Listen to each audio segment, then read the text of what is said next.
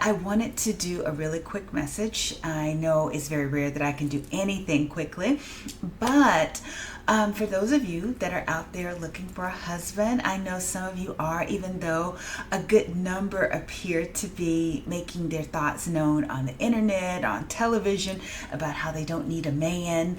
And, there are a good number of women that do realize they need a man. I need a man. It's not that a man completes me, or that my husband completes me, or that I would cease to exist if he lost his mind and ran away from this, but he is a wonderful complement to what the gifts that God has already given me. He's like the icing on my cake. I have a cake, but he adds icing to it. He's an enhancer. And not only do I need him, I need a man.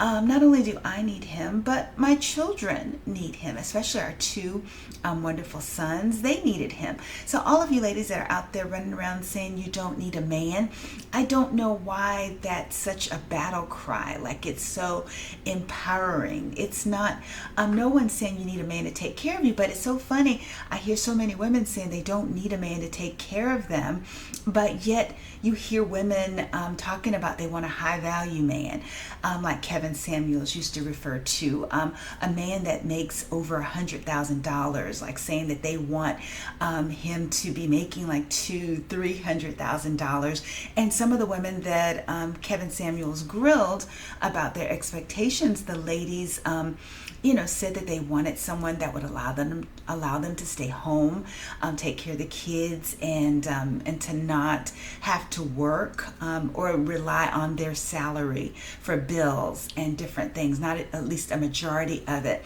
So it just seems like just so many things are counterintuitive to what women are saying versus what they say when they're asked pointed questions. And so I don't know if the start of, like, say, feminism, many years ago, where people were saying that women, need to break through the glass ceilings, that we need to earn what men are earning in terms of doing the same level of work. I agree with all of those things. I think that that is wonderful. And that's kind of what I thought the women's liberation movement meant, that it would just be equal pay, equal footing, because just because a man makes, say, maybe $50,000 to do a job, it's not fair that you would pay a woman $35,000. And back in the day, they would say, oh, well, the man is taking care of a household, that's why he needs more money.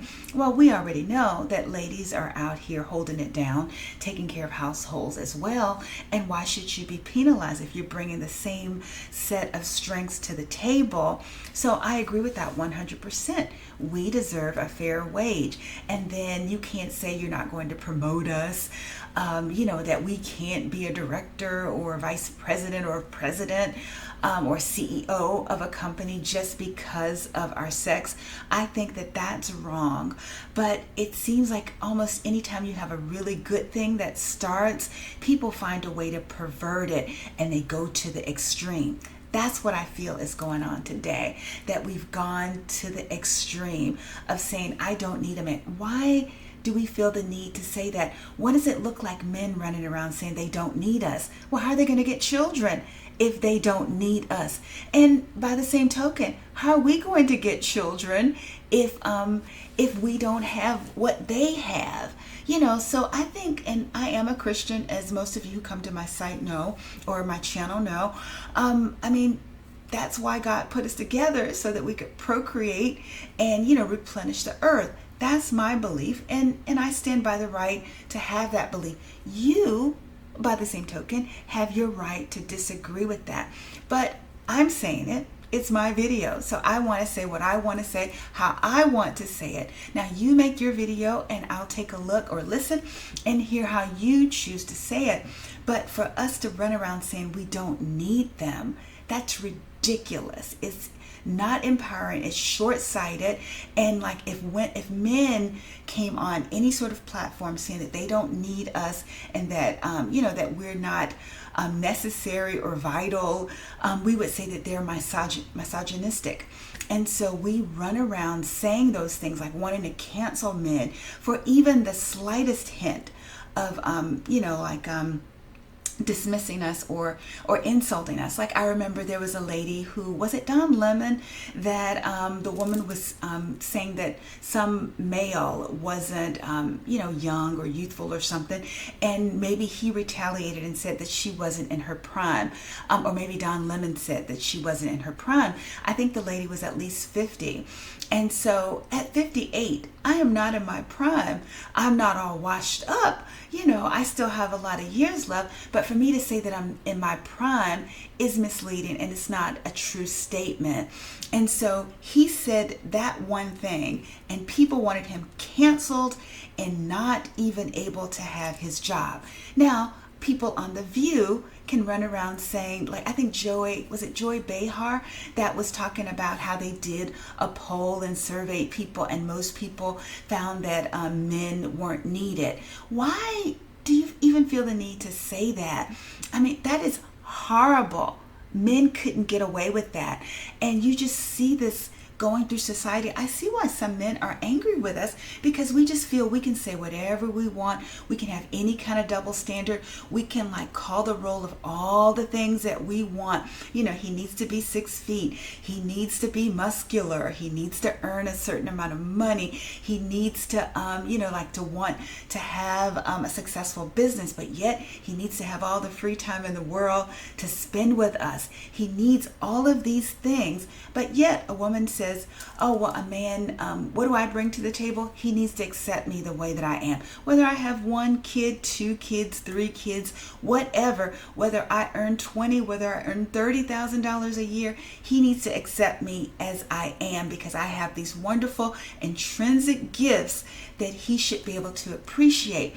And so let a man say that you need to be at least a size 4. And then all of a sudden he's a bad guy. He can want a size 4 if he wants to. One of the biggest places where I saw just this unfair, a double standard, was on Married at First Sight. By the way, I think this is the last season I'll ever watch it. It was just such a train wreck in this most recent season, where they didn't have any successful matches, and they call themselves experts. It seems like they just try to do things for ratings, but it was a bunch of women that were crying, and they may have, they may as well have just gotten together saying, oh, just girl power. And then anything that the guys said at, say, the reunion shows, or anytime they confronted each other, oh, they're lying, just everything that they say is lies. And so it was very frustrating, because some of the men had valid points, some of the women had valid points, but it was just such male bashing, where it seemed like the men couldn't have any ideas or thoughts. It's like women have just come to the point where a man can't have any disagreements. They can't have a different opinion without us wanting to completely clobber them. So I don't think that this makes for a good foundation for relationships. I don't know how I see why the divorce rate is so high, if people do get married at all, because there's just no room for any sort of healthy disagreement, dialogue. Women just think that they are so right. That was the impression that I got from Married at First Sight. The women are always right. The men are always wrong. That is not right. Nobody is always right. Nobody is always wrong. So why is it that women feel that that their opinions are the ones that are right? Why do people on The View feel empowered enough to say that people don't need men? I think Joy Behar also was insulting of Dolly Parton's rendition of Jolene. She thought that that wasn't fitting for, I guess, the feminist movement or whatever. But I don't know where Dolly Parton ever said she's a feminist. Do all women have to be feminists? Do all of us have to bash men and feel that we just know what's best?